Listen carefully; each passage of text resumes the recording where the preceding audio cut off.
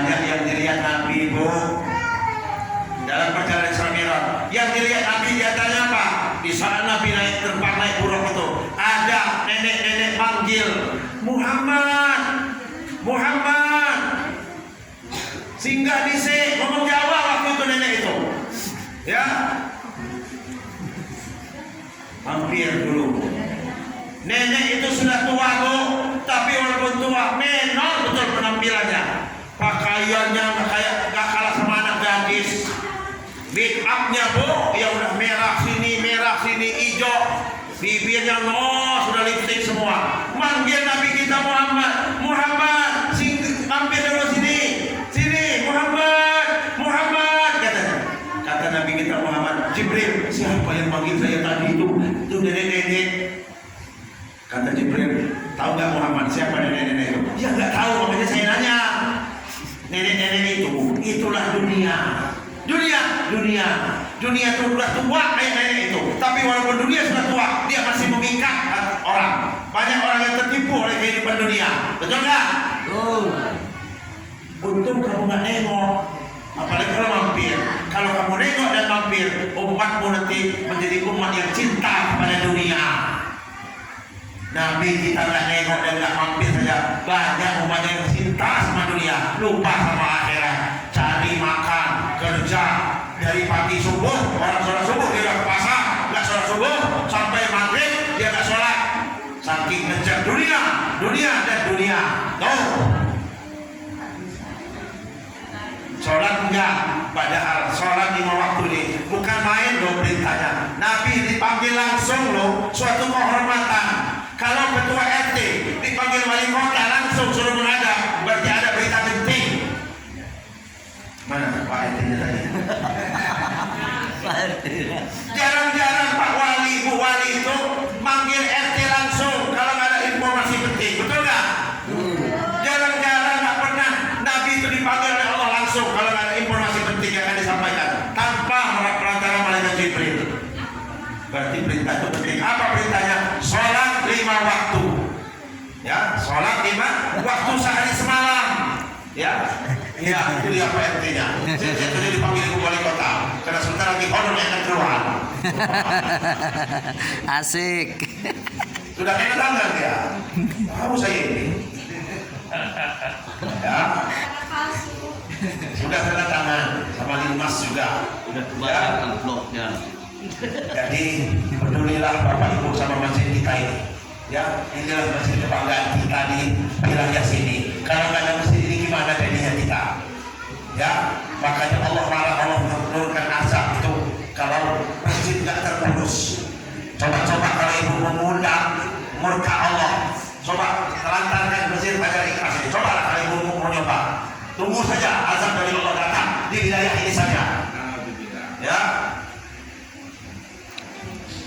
Kedua sholat, ya, jangan lupa sholat 5 waktu sehari semalam.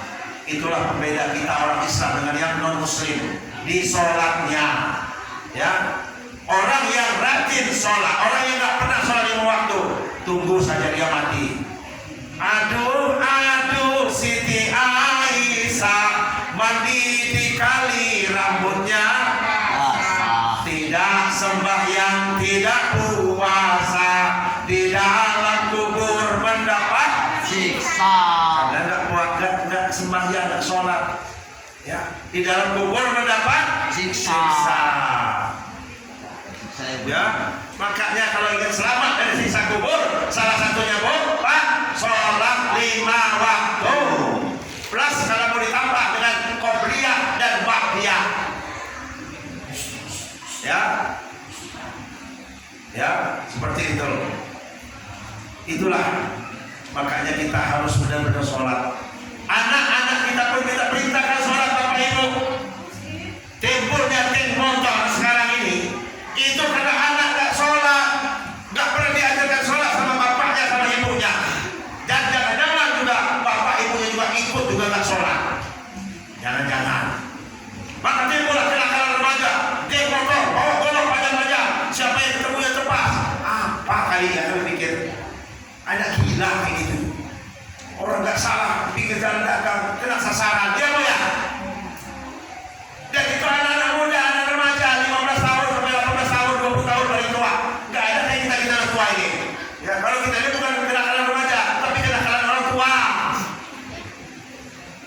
begal-begal motor itu, anak-anak muda, remaja yang larinya masih kencang. Nah kalau kayak kita di begal motor, larinya kenapa sudah mati kebuki orang. Ya Pak ya? Anak-anak muda. Ya, anak-anak muda. Makanya diajarkan sholat. Anak timbulnya anak muda di geng motor itu. Anak itu sudah tidak lagi diurus sama orang tuanya. Timbullah geng motor anak-anak remaja. Karena dia pada sholat. Inna sholata tanha anil fahsya'i wal munkar. Sholat itu mencegah perbuatan keji dan munkar. Ya, makanya oleh karena itulah kita junjung tinggi perintah Islam yaitu tentang perintah sholat 5 waktu tadi. Oleh karena itu saya tekankan lagi, mari kita ramaikan masjid ini, masjid Pajar Ikhlas, ya, masjid kebanggaan kita. Memang sudah segini-gini lah ukurannya, nggak kita ramaikan pula. Ya, ada masjid Pak di kampung di desa itu yang masjidnya buka seminggu sekali, yaitu hari Jumat doang. Prihatin nggak Ibu? Prihatin nggak Bapak? Sedih. Malah di terasnya dari tempat kambing merah, ayam merah, nggak ada yang peduli di desa-desa. Ya Allah, ya Rabbi, ini yang murka Allah. Ya. Malah ada yang azan bukan Jumat, malah dimarah Pak. Dimarah, ada yang azan zuhur di hari Senin misalnya atau hari Minggu, marah. Ada yang marahin, ada yang kepala desa ikut marahin. Ya Allah, mau jadi apa Islam ini Pak? Ya, kalau dulu itu Bu, dulu itu kehidupan atau kegiatan keagamaan itu paling subur di desa. Ya, paling subur di desa, paling banyak. Zaman belum ada listrik, rumah masih kubu-kubu, di keheningan malam, masih sore tapi kayak lama zaman waktu itu. Di mana rumah-rumah kita dengar lantunan ayat Al-Quran Bu, lantunan ayat Al-Quran. Di desa-desa aktif beribadah, mempelajari agama, ya, ngaji sama ustaz, bawa obor.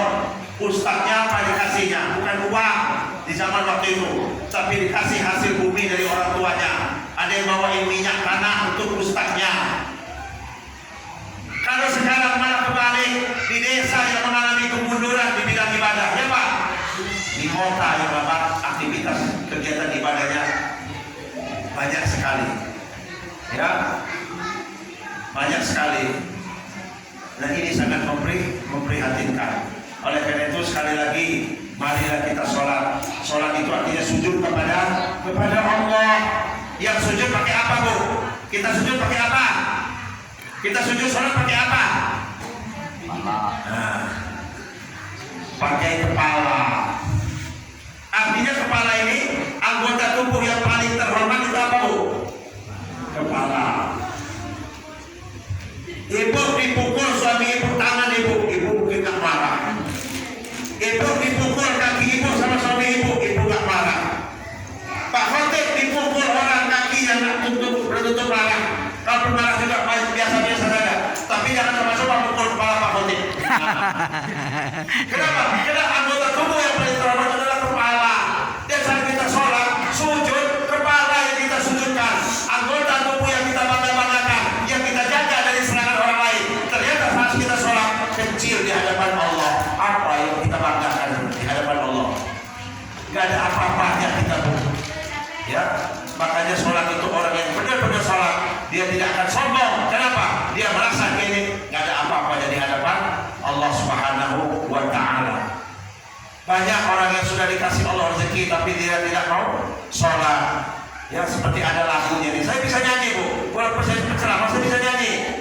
Ya, apa judul lagunya ini? Sholli wa sallim iman ala madan.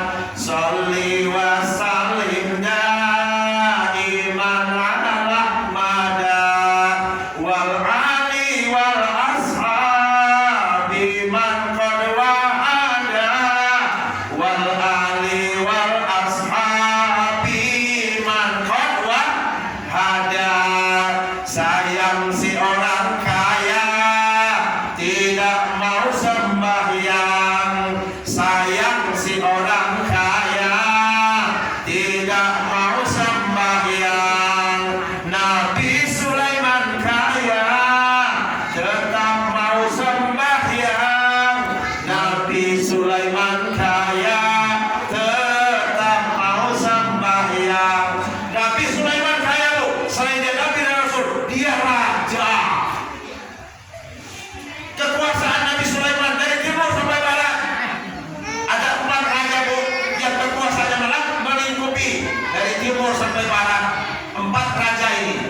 mukmin, 2 kafir. Siapa yang tahu 2 mukmin saja, 2 mukmin yang menguasai dunia ini? Siapa yang tahu? Yang pertama tadi siapa? Saya sebutkan Nabi Sulaiman. Yang kedua siapa? Raja yang kedua yang kuasanya mencakup bumi dari timur sampai barat. Siapa? Siapa? Raja Zulkarnain yang menguruk Ya'juj dan Ma'juj di lembah 2 buah gunung itu. Dia. Ini 2 mukmin raja yang berkuasanya. Raja yang kekuasaannya mencakup timur dan barat. Yang kafir siapa? Tadi 2 mukmin rajanya. Yang 2 kafir siapa? Fir'aun. Satunya lagi siapa? Harun. Bukan. Harun bukan raja, tapi orang kaya. Dia nggak punya kekuasaan. Siapa? Nebukadnezar atau Bukhtanasor. Ini. Jadi Nabi Sulaiman itu kaya, Bu. Seluruh kekayaan dunia ini dipegangnya, dikasih oleh Allah kepada dia. Selain itu juga dia bisa menguasai jin. Jin itu di bawah tunduk kekuasaan Nabi Sulaiman. Ya, jika Nabi Sulaiman bisa memerintahkan jin semau dia. Dia bisa memerintahkan angin ribut. Angin kalau dia bisa hantam wilayah itu. Bisa Nabi Sulaiman, Pak. Ya, bisa Nabi Sulaiman mengatur angin. Ya, mengatur angin. Kalau kita dikasih kekuasaan bisa ngatur angin, hancur dunia ini, Bu. Ya, hancur dunia ini. Pak Khotib dapat kekuasaan bisa ngatur angin. Begitu Pak Khotib tersinggung sama saya, apa dia bilang? Angin, hantam Pak Alis itu. Waduh, itu kekuasaan seperti itu. Ya, orang-orang seperti itu adalah orang-orang yang dikasih oleh Allah yang memang jiwanya sudah stabil. Bisa menguasai bahasa binatang lagi, Bu, Nabi Sulaiman.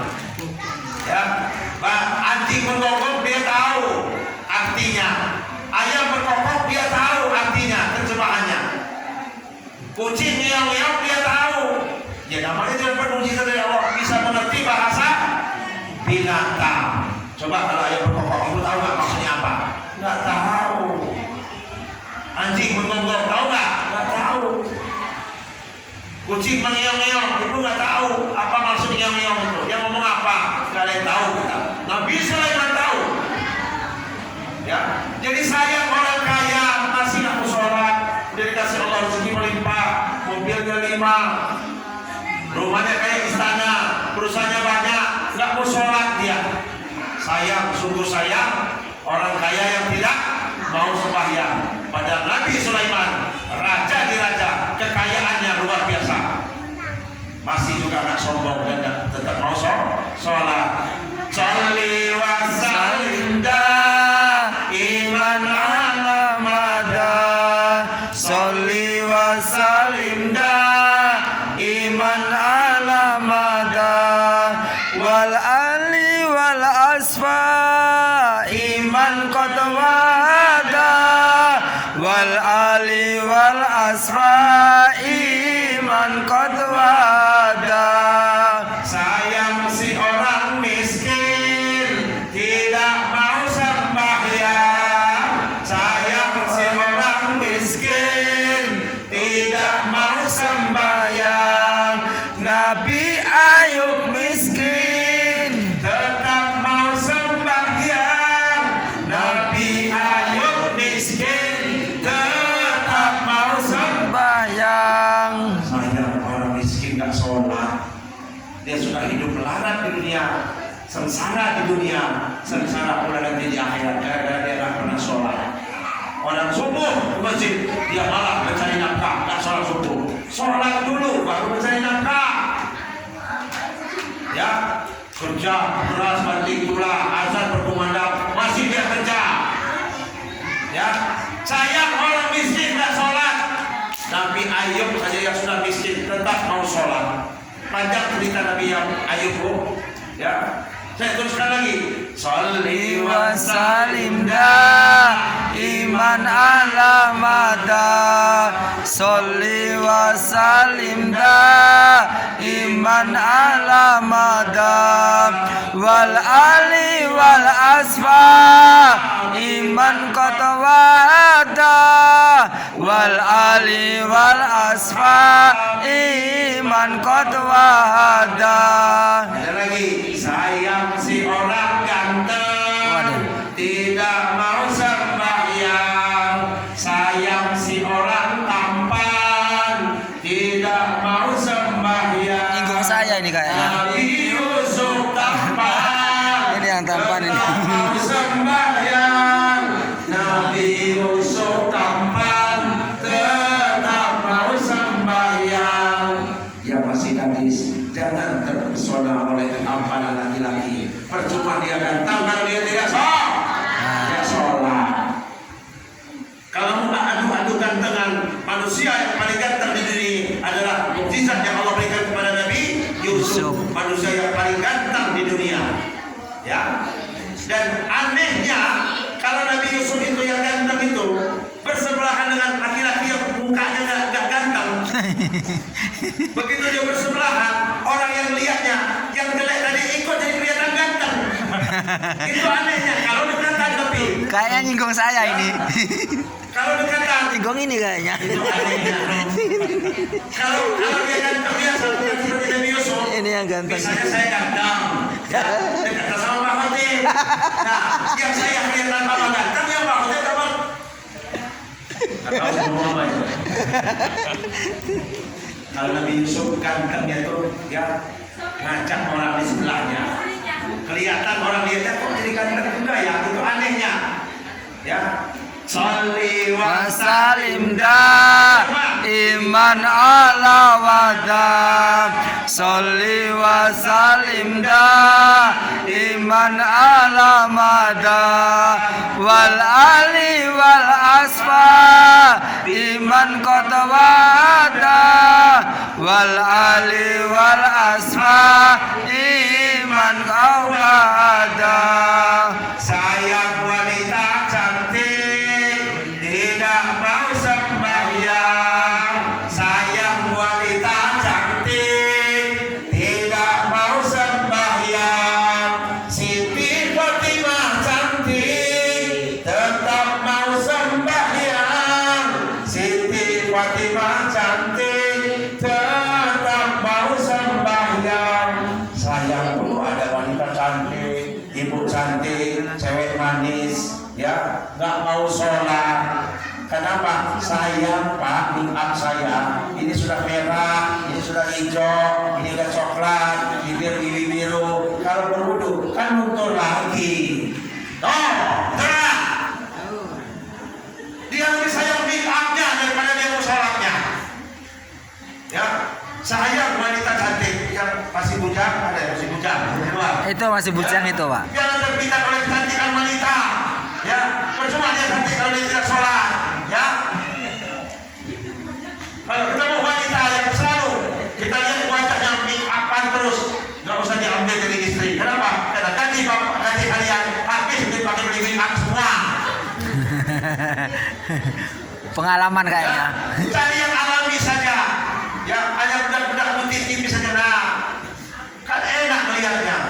Ini enggak berbiru, hijau, udah coklat, udah biru. Ini wanita monster ini kata orang. Yang udah alis sudah ngerti lagi. Ya Allah ya Rabbi. Ya, ketemu wanita gitu, jangan jadikan istri. Karena habis mau gajinya suami untuk beli make up dia. Sayang wanita cantik, tapi dia tidak sembahyang. Siti Fatimah cantik, tapi tetap mau sembahyang. Nah, terakhir jam 10 kisah di zaman Nabi Musa. Nabi Musa dulu didatangi seorang wanita. Ada seorang wanita dengan wajah yang gontai, kepala tertunduk malu, sedih nangis menuju rumah Nabi Musa. Diketok rumah Nabi Musa. Ya. Assalamualaikum. Waalaikumsalam, kata Nabi Musa. Siapa ya? Saya umatmu ya Musa. Engkaulah Rasulullah. Saya mohon petunjuk dan bimbingan. Silakan masuk. Masuklah wanita tadi Pak ke dalam rumah Nabi begitu masuk dengan langkah yang kontrai malah tertunduk, dia cerita, ya Rasulullah, wahai Musa Rasulullah, aku ingin curhat dan ingin cari solusi yang terbaik. Aku punya masalah, aku punya problem yang aku sendiri tidak bisa memecahkannya. Tolong bantu saya. Memang problem kamu apa? Masalah kamu apa, wahai wanita? Kata Nabi Musa tadi. Saya malu Musa menceritakannya. Lah kalau malu kenapa datang ke sini? Udah cerita saja. Saya malu. Ya sudah ceritakan saja. Insya Allah sudah saya ceritakan pada orang lain. Ya, makanya Pak Ibu, kalau ada orang curhat kepada kita yang sifatnya dia curhat isi hati dia, aib dia, kekurangan dia, jangan Bapak Ibu ceritakan lagi ke orang. Itu namanya ibu bapak sudah menceritakan kekurangan dan aib orang yang bercurhat kepada Bapak Ibu semua. Coba Bapak Ibu sendiri saja yang tahu. Ya. Kata Nabi Musa, memang apa masalah kamu wahai wanita? Begini ya Musa Rasulullah, saya ini telah berzina. Kemudian dari hasil zina tadi saya hamil. Dan begitu saya lahir, saya bunuh, saya cekik bayi hasil zina tadi. Saya menyesal Musa Rasulullah, bagaimana caranya saya ingin tobat kepada Allah. Nabi Musa yang tadinya awalnya penasaran, yang pengen tahu cerita apa yang akan dicurahkan oleh wanita tadi, tiba-tiba dia mukanya berubah, matanya merah. Apa kata Nabi Musa? Wahai wanita pelacur, pergi kamu dari rumah ini, aku takut Allah menurunkan azab di rumahku ini.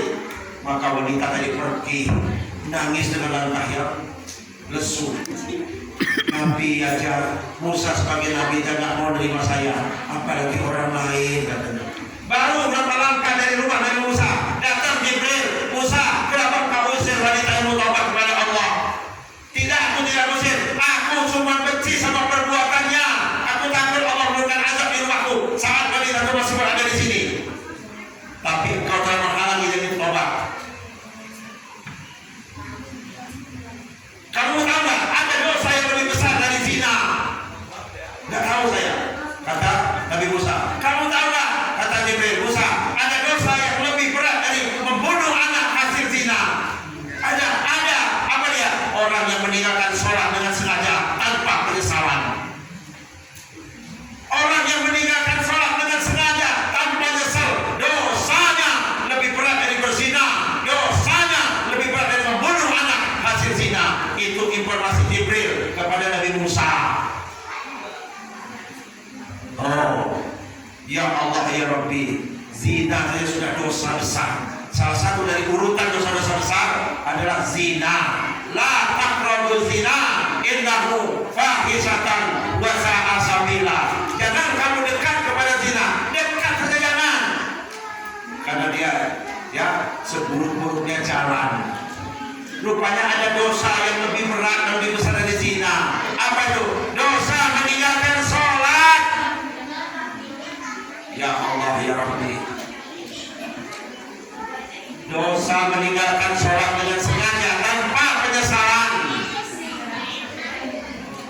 Ya itu lebih besar dari zina, lebih besar dari membunuh anak hasil zina. Itulah. Panggil lagi Musa, panggil lagi wanita tadi, bimbing dia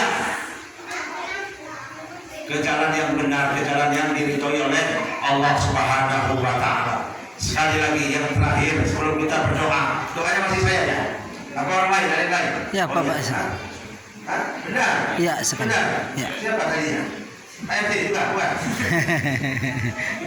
Sebelum itu saya ingatkan sekali lagi, yuk sama-sama kita dirikan sholat. Sekali lagi yang laki-laki, yuk kita makmurkan masjid Fajar Fajar Ikhlas. Fajar Ikhlas ini, ya. Kita ramaikan Pak, satu langkah Bapak menuju masjid dari rumah depan pintu rumah itu tadi 10 kebaikan, hapus 10 dosa dan dinaikkan oleh Allah 10 derajat. Kita ramaikan, kalau azan berkumandang datang, ya.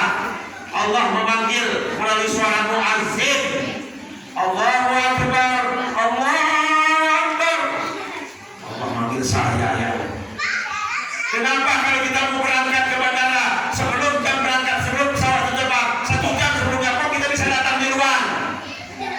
Kenapa kita di pelabuhan kok sudah datang ke pelabuhan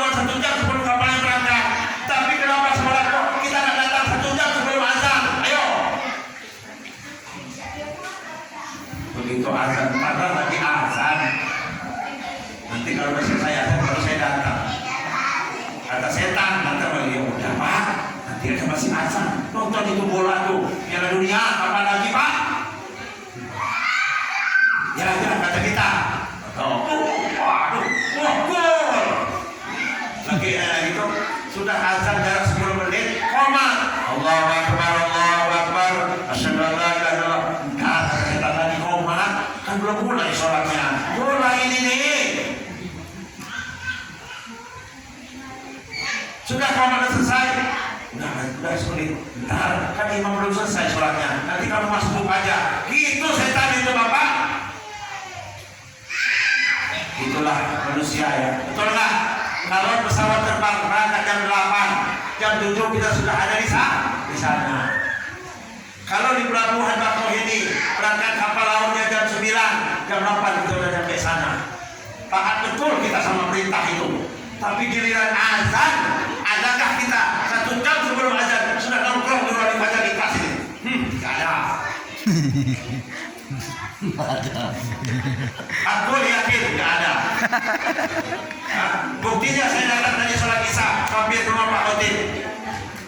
Yang azan sudah, yang mereka qobliyah atau tahiyatul masjid baru 3 orang. Bagaimana begini? Ya, yang ibu-ibu dengan azan langsung sholat di rumah. Ya, sholat. Kalau ada ibu perempuan ajak berjamaah, tinggal adu mana yang lebih paham ilmu agamanya, ibu atau anak perempuan ibu. Kalau anak perempuan ibu lebih paham agamanya, relakan dia jadi imam ibu. Jangan marah ibu ya. Nak, kamu imam, nak, kamu lebih pintar agamanya dari ibu, jadi imam. Bapaknya, nah kamu laki ikut bapak ke masjid, dia baca di kelas. Gitu. Yang ibu juga tegur suaminya, mas, kang, abang, kiai, adin, ke masjid dong mas. Dorong suaminya ke masjid. Ya, ibu dapat pahala kalau ibu mendorong suami masuk ke masjid fajar ikhlas. Tapi ibu akan ikut menanggung dosa kalau suaminya nggak pernah ke masjid. Suami memang sudah dosa, ibu pun ikut menanggung dosa. Ya, oleh karena itu mudah-mudahan dengan berbaik sangka saya kepada masyarakat ini, insya Allah mulai subuh besok ramai WhatsApp ini, insya Allah. Insya Allah, ya. Karena kata Nabi, barang siapa umatku tahu, ya, begitu besar pahala ke masjid, maka walaupun dia merangkak sekalipun ke masjid, dia akan lakukan. Kalau umatku tahu, ya, begitu besar pahalanya ke masjid, maka dia akan mendatangi masjidnya walaupun dengan merangkak sekalipun. Kita kan nggak merangkak, bisa jalan. Kalau dia tahu, cuma saya nggak tahu. Kalau dia tahu begitu besar pahala ke masjid, merangkak pun dia jadi. Merangkak begini kayak anak bayi yang belum bisa jalan. Ya, insya Allah mulai besok subuh dengan berbaik sangka saya kepada bapak-bapak semua, insya Allah 2 sapi di besok. Amin. Ya, di bawah pimpinan imamnya Pak Khotim Umar sebagai ketua masjidnya. Ya, insya Allah. Yuk, karena itu mudah-mudahan kita termasuk orang-orang ya yang selalu istiqomah dalam menjaga sholat. Karena amal ibadah yang pertama kali ditanya di akhirat adalah sholat kita. Ya, malaikat Allah perintahkan, hai malaikat, lihat, buka catatan amalnya hambaku bernama Muhammad Khotim Umar. Lihat sholat 5 waktunya. Dilihat sama malaikat. Bagaimana kata Allah, hai malaikat, catatan amal sholat 5 waktunya penuh ya Allah. Oh, kalau gitu penuh. Cuman ada nih di saat dia masih remaja banyak yang kosong. Umpamanya kata malaikat tadi, dia jawab pertanyaan Allah. Kalau begitu, hai malaikat, buka lagi sholat sunnahnya. Kalau sholat sunnahnya ada, tambal sholat 5 waktu yang wajib yang bolong-bolong tadi. Apa sholat sunnah? Sholat sunnah itu kan gak apa-apa, dikerjakan dapat pahala, kalau ditinggalkan ya gak apa-apa. Ya sudah gak apa-apa, tinggalin aja. Waduh, kalau ada pemikiran kayak gini, ya, untuk apa qobliyah? Untuk apa baqiyah?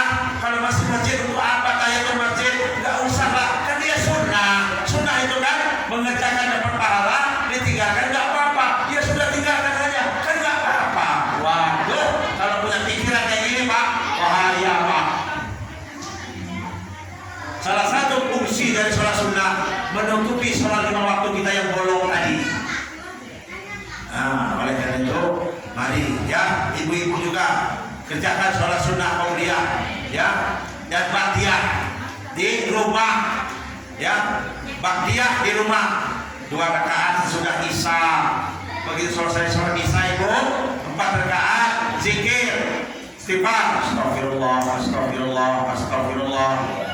Ya, baca kalimat tasbih subhanallah, subhanallah, tahmid alhamdulillah, alhamdulillah, tahmid la ilaha illallah, takbir Allahu akbar. Doa, habis doa apa? Geser sejadahnya, pindah sedikit, sholat ba'diyah. Maghrib itu juga, sesudah maghrib selesai doa, geser sejadahnya, ya, sholat ba'diyah maghrib 2 rakaat. Gitu. Ya. Dan untuk sholat itu yang imam, kalau jadi imam jangan panjang-panjang. Ya, yang jadi imam bacaan ayatnya jangan panjang-panjang. Kata Nabi, kalau kamu jadi imam dalam sholat jangan panjang-panjang bacaannya, sebab kamu tidak tahu makmum di belakang kamu itu ada yang kuat lama-lama berdiri, ada yang pergi-pergi, ada acara, ada yang buru-buru menagih hutang. Kamu nggak tahu isi hati dalam makmum, makanya